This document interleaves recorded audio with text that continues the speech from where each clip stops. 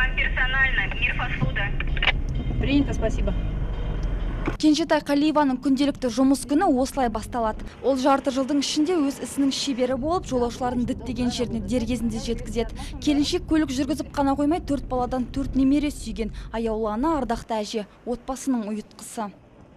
Клиенттер бірінші отырған кезде, әрине, сіз әйелсіз, сіз қорқпайсыз ба машина айдағанға дейді.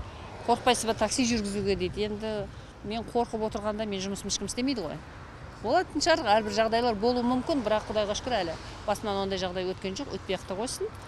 Көбінесіне жаңағы клиенттердің өздері машинадан түсіп бара жатқанда жылы лебіздерін айтып кетеді. Таксист әйел көлікті бизнес көзіне айналдырғалы осымен 8 жыл. Қызметін бастағанда әріптестерінен бастап жолаушыларда сенімсіздік танытқан екен. Ал бүгінгі күні жүргізушінің тұрақты жолаушылары да аз емес.